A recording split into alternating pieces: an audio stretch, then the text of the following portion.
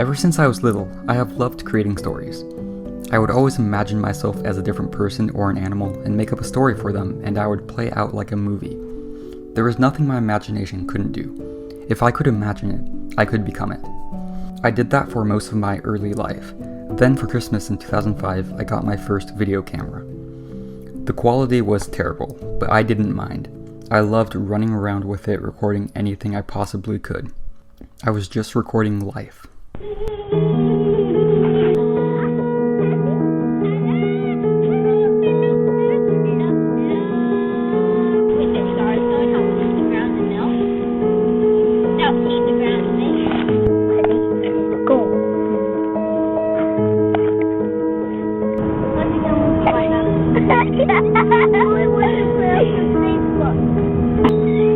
Mama, just gonna move your cocoa.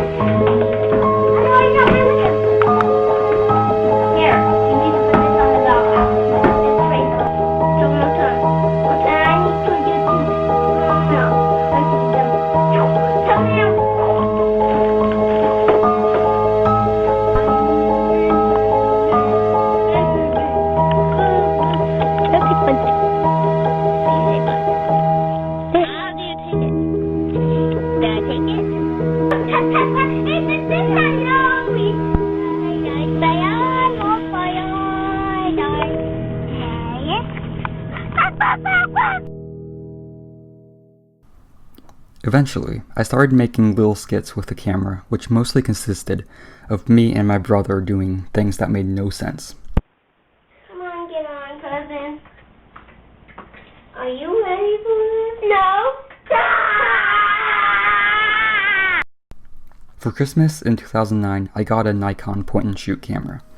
This is where things started changing for me. In 2010, I discovered a little thing called Windows Movie Maker. I edited my first video in December of 2010. All it was me moving action figures and stuff around, but I thought it was so cool, how one shot went to the next so smoothly. When it was finished, I burned it to a DVD, and that was my first success. I kept on making videos like that and burning them to DVDs.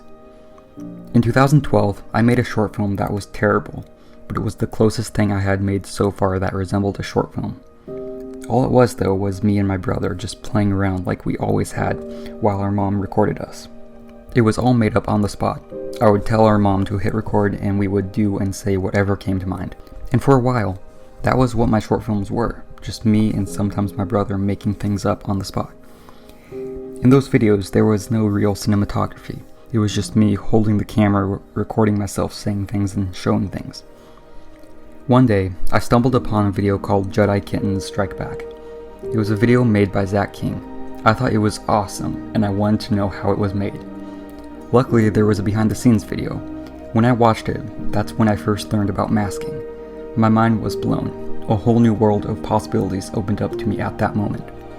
So I excitedly looked up a tutorial of how to mask in Windows Movie Maker. And what do you know? You can't mask in Windows Movie Maker.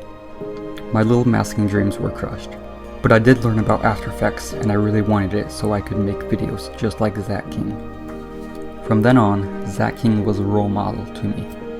Even later when I started doing Vine, a lot of my Vines were similar to his. When you can't solve the Rubik's Cube, eat it. I got an iPod Touch for Christmas. I didn't use it for video making at first. I kept using my Nikon point-and-shoot in Windows Movie Maker, but later I discovered many apps that allowed you to put visual effects in your videos, and also discovered iMovie, which at the time cost $5. Of course I bought it and began editing and filming my videos with it. A lot of my videos at that time were shot vertically because I was using my iPod, but eventually switched to landscape. I edited a few of my videos in iMovie on my dad's MacBook, but mostly stuck to the way I was doing it. But when I learned about green screen and that iMovie on a Mac could even do that, I had to make a video with it. That video was absolutely terrible, and it took me 12 hours to make. For my 14th birthday, I got an iPad mini and a tripod so I could start making better quality videos, and let me tell you, I did. iMovie on the iPad had so many more features than on the iPod, like my personal favorite, trailer templates.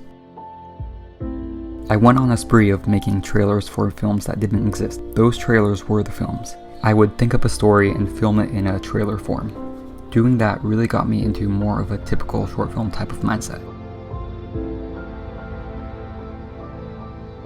In mid-2014, I made a film called To Feel Like a New Person, and that film was the moment where I started striving to tell actual stories and not just film random videos that could barely pass as short films. That video was also the first video I posted online under my new title, Open Trail Entertainment. This film still means so much to me because looking back at it and seeing how a lot of my films to this day are filmed the same way and follow a similar story structure just shows that this film was a major influence on me as a filmmaker.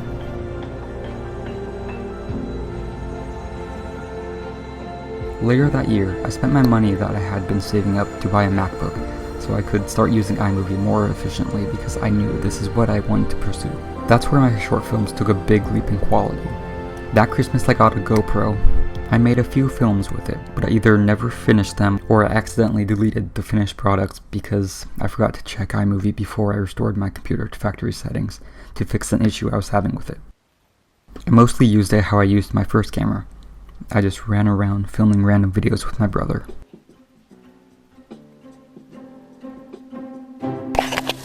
Oh yeah! Me axe murderer! Me kill Jonah! He Jonah dead! Excuse me. I like to kill. What do you think you're doing? You're driving away, are you? No, you don't!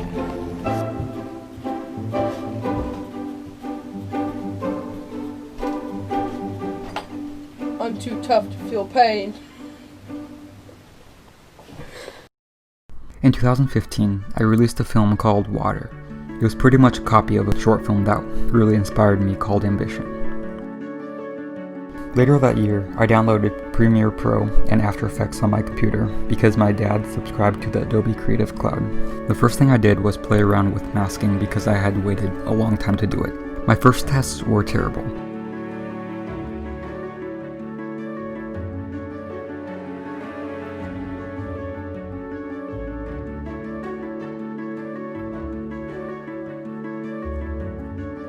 I then made a film called Zombie Kittens. It was inspired by Zach King's video Pumpkin Zombies. In this video, I wanted to use a lot of special effects because I had access to After Effects, but I didn't know what I was doing. I would drag in particle effects and export the clips just like that, so all of my visual effects looked bad. The film also included many more poor attempts at masking. I didn't use After Effects and Premiere Pro that often, only when I was doing special effects and working with layers.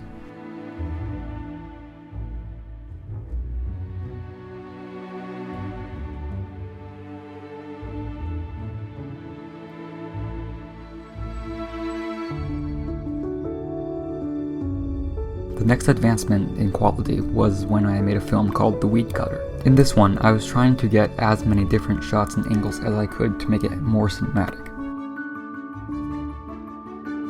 But at that time, I didn't edit my film super precisely, so there are shots where I just stop walking and freeze, because I liked giving myself a clear spot where I wanted to switch to the next shot.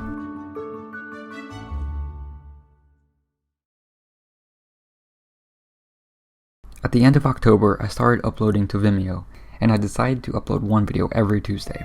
But on November 30th, after only 4 weeks, I broke my arm and stopped uploading.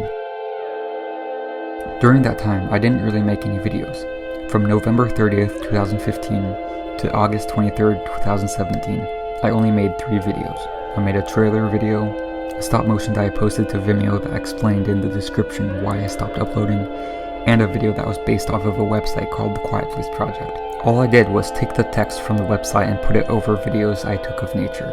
I filmed that video with a Canon T5i that I rented because I was planning on filming a short film that I had been working on since August 2015. It was called Emerald Crest, and it never got made because I couldn't get all the actors together at the same time. Which, looking back at it, I'm glad I couldn't because that project was way over my head. The screenplay was 18 pages long and I had never filmed actors before, so I know for a fact it would have been a mess.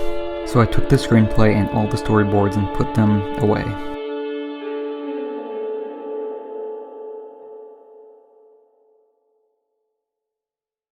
In 2016, I got an iMac for Christmas and I bought Final Cut Pro on it. During that time, I mostly just edited random videos for my new YouTube channel. I didn't advance myself in filmmaking. Fast forward to August of 2017. This is where I started getting back into filmmaking, especially a more experimental approach to filmmaking. I started my filmmaking career back up with a little film called Popsicle Stick. It was filmed on my phone, an iPhone 5S. It opened up a new door of filmmaking for me. Being able to make short films with random objects edited together in a very unique way was my new passion. That Christmas, I got a Canon T6i. I didn't expect that at all because I didn't ask for a camera. That camera has carried me to where I am now, and I still am using it to make all of my films. Going into 2018 with an actual camera inspired me a lot, and that was my year for filmmaking. I made a total of 29 films that year, all being very experimental films. Going from making a few videos over a period of 3 years to making 29 in 1 year felt so good. In May, I made a film called The Book. This was the first film that I wrote a screenplay for and storyboarded. This was the beginning to my fascination with visual storytelling without any dialogue. I watch it now and I notice that it resembles To Feel Like a New Person and those other films I made when I got serious about filmmaking. That summer I started going full steam ahead with experimental films. I was making a new video every few days experimenting with different subjects. On June 19th, 2018, I made the first one. It was a video of ants. This video was the beginning of a 7-part series showing ants going about their life. On April 5th, 2019, I made the sequel. On April 12th, I made the third installment. Ants 4 came out June 26th, followed by 5, 6, and 7 all on August 13th. I didn't expect that one video to make so many more. All of the sequels to Ants were shot on an iPhone 8. I also filmed other films of mine during that time on my phone, because sometimes I would just stumble upon something that I needed to capture at that moment, so I didn't have time to grab my camera and get it set up. Or I just wanted to record a video in the moment. For the rest of 2018 and all through 2019, I made more experimental films, including a few short films with no dialogue.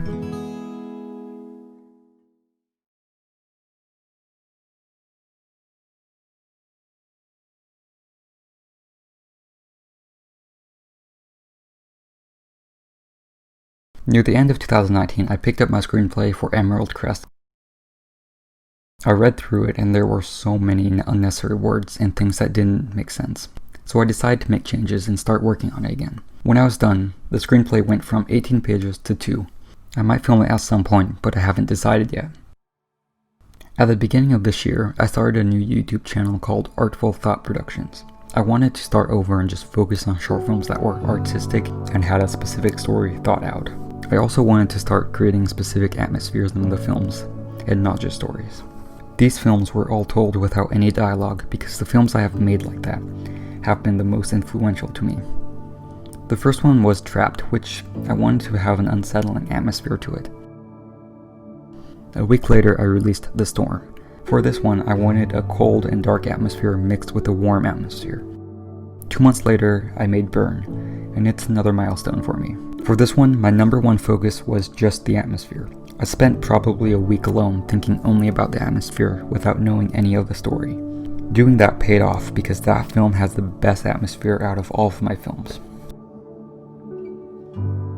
A month after that, I made Creation. This film was inspired by the creation sequence in the movie The Tree of Life, which I watched earlier this year. It quickly became my favorite movie and I wanted to create something inspired by it. So I pulled out a glass, filled it with water and soap, and just recorded it.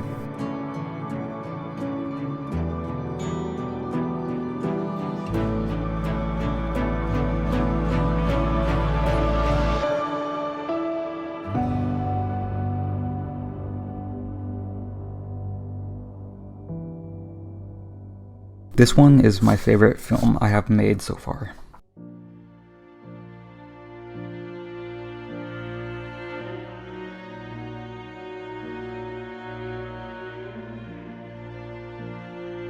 The next month I made Pappas, a story about a sentient dandelion. This is one of my more weirder films, and I don't know how to feel about it.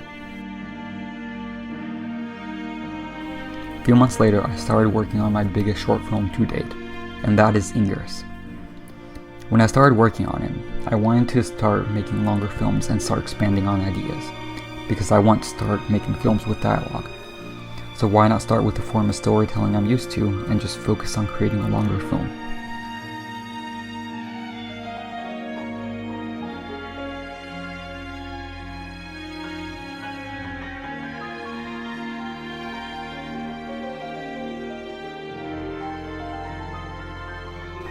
It took me over a month to complete, but it felt so good when it was finally finished.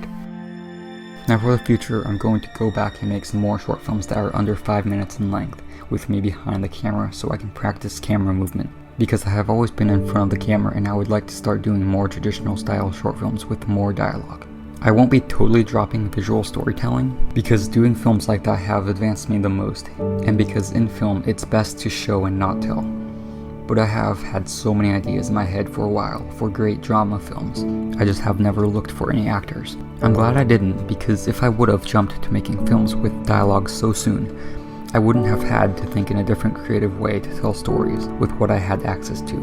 Doing that really benefited me in the long run. Focusing on what's in front of the camera versus what needs to be said would have just been boring conversations, because back then, my videos would just consist of people talking to each other. I wouldn't have even thought about how important it is to show what is happening, and how important of a role music plays in a film. But now I can say with confidence that I can now take what I have learned and apply it to a film with dialogue. I sometimes wonder where I would be if it wasn't for my film to feel like a new person. That film seems like it set me up on this path. Just the amount of films I have made that followed that same style. I didn't even realize I have been making films this way for so long until recently. With that said, I'm going to keep learning and growing as a filmmaker and cannot wait to see where I'll be in 10 years' time.